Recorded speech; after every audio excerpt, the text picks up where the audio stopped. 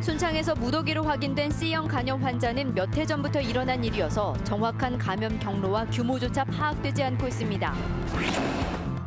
각급 학교가 개학하면서 어린이와 청소년 눈병 환자가 크게 늘고 있습니다. 특히 영유아 환자가 많아 각별한 주의가 필요합니다. 전주시가 서부권에 145억 원을 들여 공연장을 짓기로 했습니다. 이미 공연장이 18개나 돼 예산 낭비라는 지적입니다.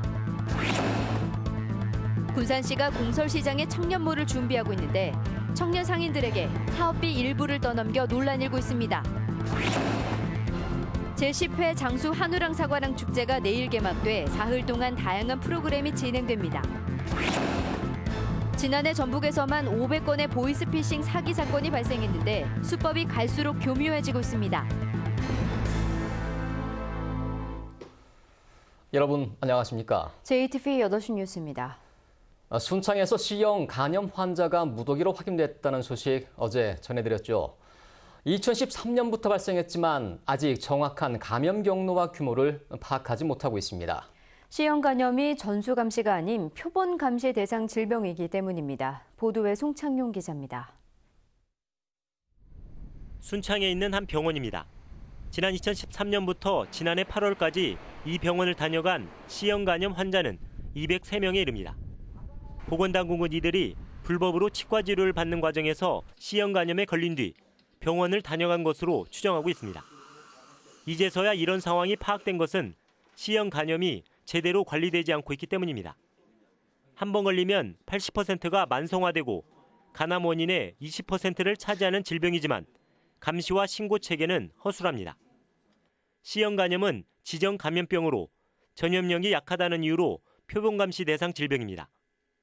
전북 6곳 등 전국 175개 병의원만 일주일 안에 신고하면 됩니다. 모든 병의원이 지체 없이 신고해야 하는 법정 감염병과 큰 차이가 있습니다. 게다가 제대로 신고하지 않아도 별다른 불이익이 없기 때문에 신고율은 30% 미만에 불과합니다. 발병 규모와 추이를 정확히 할 수 없고 빠른 대처를 할 수 없는 구조입니다. 순창의 경우도 불법 치과 진료 과정에서 발병한 것으로 추정만 하고 있지 현재로선 정확한 원인을 찾기 어렵습니다. 4년 전에 사실은 모 용역에서 이 C형 간염 환자는 전수보고 체계를 만들어야 된다라고 제안했음에도 불구하고 질본에서는 그걸 아직 못했던. 정부는 C형 간염이 문제가 되자 표본조사에서 전수조사로 바꾸는 방안을 검토하겠다고 밝혔지만 소 잃고 외양간 고치기라는 비판이 커지고 있습니다. JTB 뉴스 송창용입니다. 각급 학교가 개학하면서 어린이와 청소년 눈병 환자가 크게 늘고 있습니다. 특히 6살 이하 영유아 환자가 많고 전염력도 강해서 각별한 주의가 요구되고 있습니다. 조창현 기자가 보도합니다.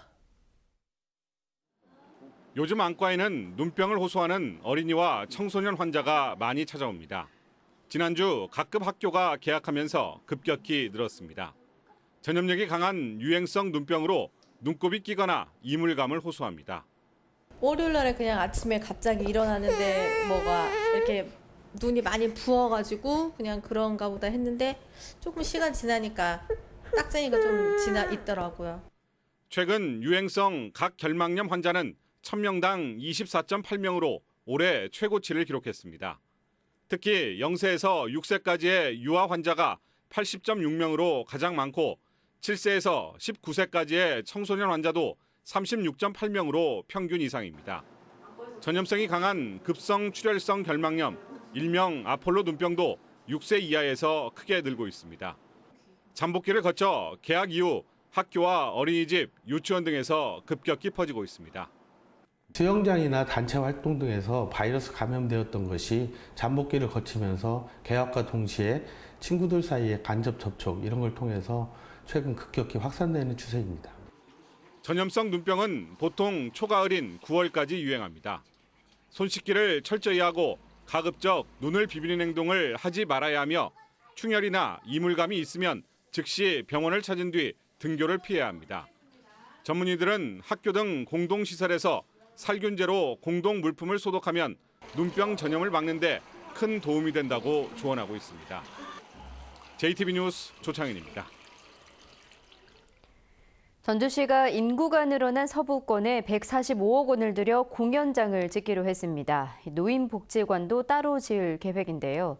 두 가지 기능을 갖춘 복합 공간을 짓는 게 효율적이라는 주장이 나오고 있습니다. 권대성 기자입니다.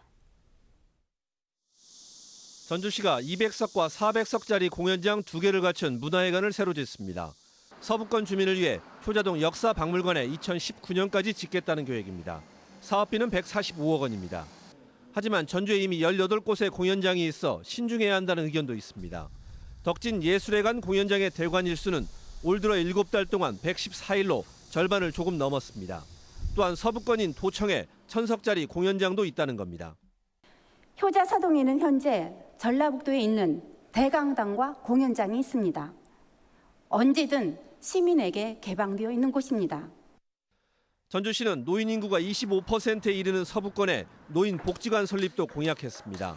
사업비는 150억 원으로 추산되는데 국가 예산 지원은 없습니다. 이 때문에 노인 복지와 공연장 기능을 동시에 갖춘 복합 공간으로 만들어 예산 투자의 효율성을 높이자는 주장이 나오고 있습니다. 전주시는 부정적인 입장을 보였습니다.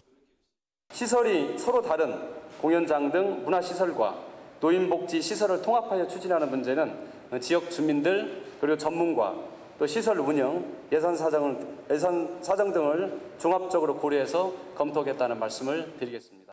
도시 권역별로 균형적인 주민 편의시설이 필요한 가운데 우선 짓고 보자는 식이 아닌 적은 예산으로 큰 효과를 낼 수 있는 설립 방안을 찾아야 한다는 지적입니다. JTB 뉴스 권대성입니다. 군산시가 이번 달에 군산 공설시장에 만든 청년몰에 둥지를 틀 청년 상인 모집에 나설 예정입니다. 하지만 청년 상인들에게 사업비 일부를 떠넘겨 논란이 일고 있습니다. 보도에 김진형 기자입니다. 군산 공설시장에 20, 30대 청년 상인들을 위해 조성한 청년몰입니다. 군산시는 이달 안에 20개 점포에 들어설 청년 상인 모집 공고를 낼 예정입니다. 입점 청년 상인들은 임대료뿐만 아니라 리모델링 비용으로 700만 원씩을 추가 부담해야 합니다. 군산시는 사업비가 부족해 일부 비용을 자부담 형식으로 받기로 했습니다.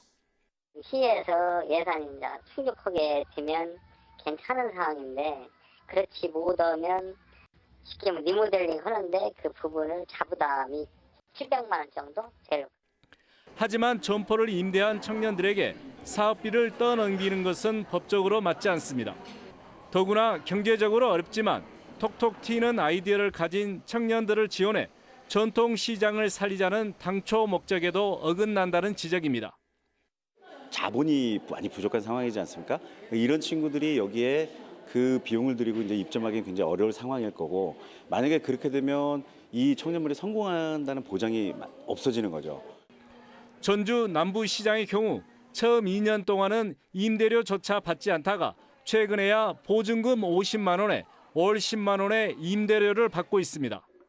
청년 상인들을 지원해 자리를 잡게 하는 게 시장 활성화를 위해 이익이란 판단입니다.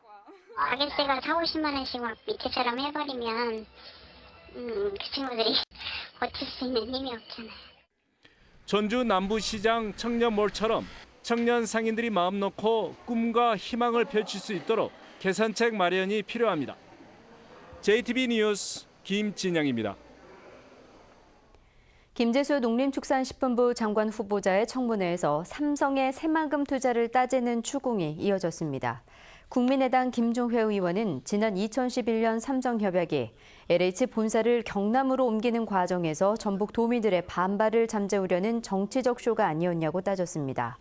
김 장관 후보자는 삼성 투자가 이루어지도록 책임지고 노력하겠다고 말했습니다. 김재수 후보자는 2011년 삼성의 새만금 투자 협약 때 농림부 1차관 자격으로 참여해 협약서에 서명했습니다. 한국문화예술위원회가 지난 2014년 이후 지원한 문화예술 공연과 전시가 서울에 집중된 것으로 드러났습니다.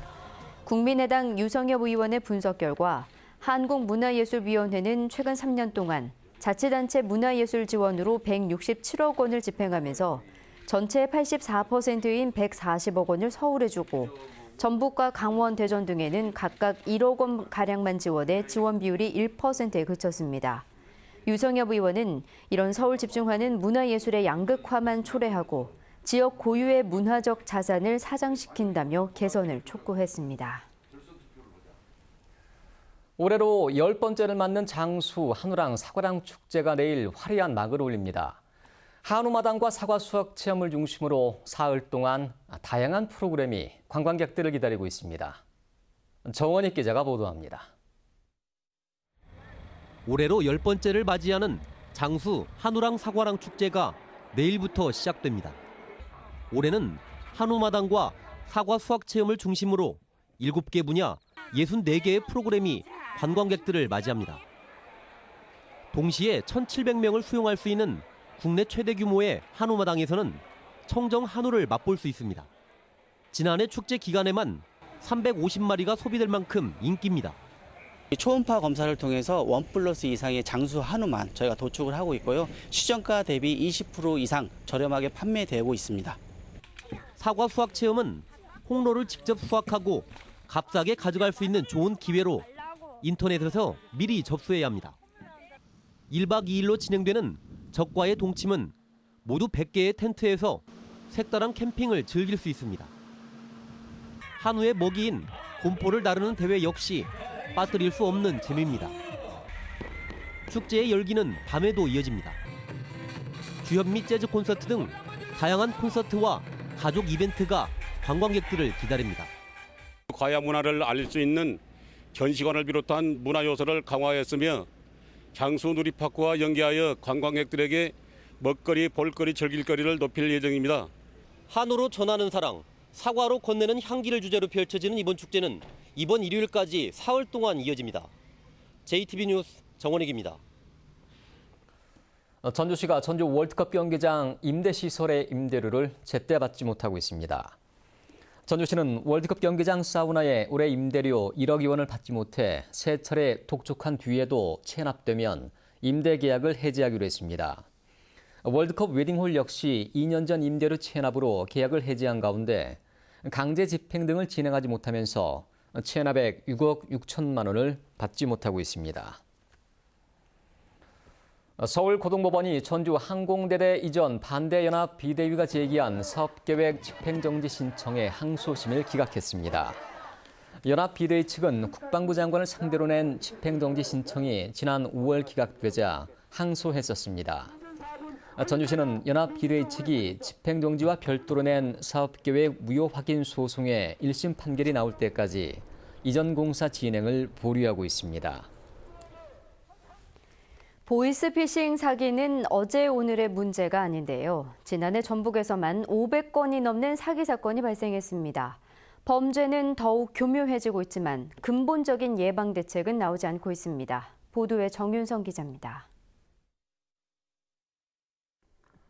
60대 고객이 농협 창구로 다가가고 있습니다. 7천만 원이 넘는 수표를 현금으로 바꿔달라고 요구합니다. 이 고객은 개인정보가 유출됐다며 돈을 찾아다 집에 놓으라는 전화를 받고 농협을 찾아온 것입니다. 현금을 많이 필요로 한다고 그렇게 말씀하셔서 일단은 의심을 하고 경찰에 먼저 신고를 했던 사례. 가족이 납치됐다거나 병원비, 합의금이 필요하다는 초보적인 형태의 보이스피싱은 아직도 주변에 도사리고 있습니다. 지금 아들이 빌려간 돈이 원금이 5천만 원입니다.